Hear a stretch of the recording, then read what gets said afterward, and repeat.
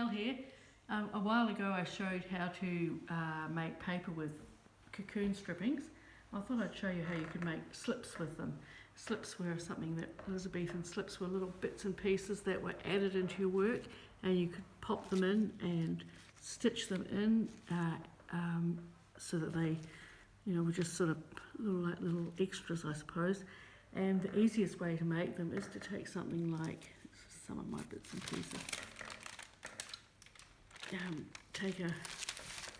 This is a polymer stamp, but any good solid stamp will work, and all you need to do is to spray it with a bit of water or colour. I'm just using water, and then to take your cocoon strippings. Remember that these are the guys that have the sericin in, so they don't need any glue to make them into an object. All they need is heat and a liquid, in this case water.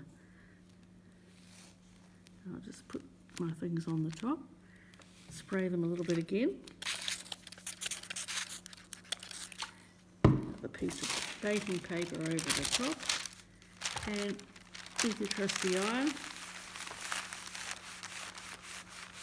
It's sort of like embossing, I suppose, in a way, that you're making. And then lift off the baking paper. Peel off your piece. The reason I wet the bottom is so that it doesn't stick. So you're wetting it both sides. And then you see how it's impressed, the stamp. And I haven't got the whole thing because I like the fragments rather than anything else. This is another one I did before, so you can just see the indentations and how you get that lovely fragmenty sort of piece. Now, if you put that into a piece of work and stitch it in, it becomes part of it. I haven't yet. I'll show you another one. So these polymer stamps are really good, all the old moulding mats. And again, I'll just wet. Very hard to get hold of it these days, but if you've got actually the wooden printing blocks work very well as well. Anything, but not a stamp that's got rubber, because once you put, or the rubber glued onto a base, once you put the iron on that, you can tend to distort it very easily and the rubber will lift off. So the polymer stamps, or these rubber stamps, are the best ones to use by far. Pop that on there, iron it. I'll just use a hot dry iron, same high temperature all the time, and lift off.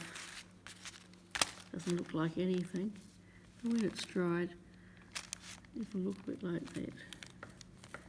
And you see the shape coming up. I'm not concerned about it being perfect.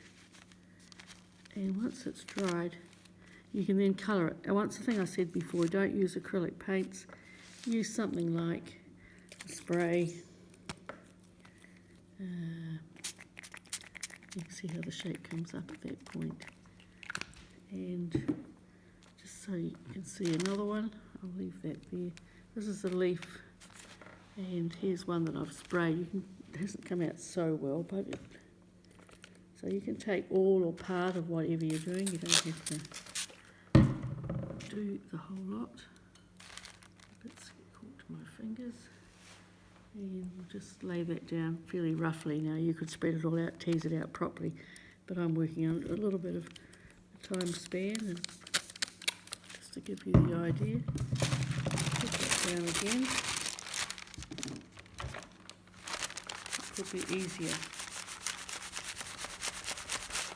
Hot dry iron,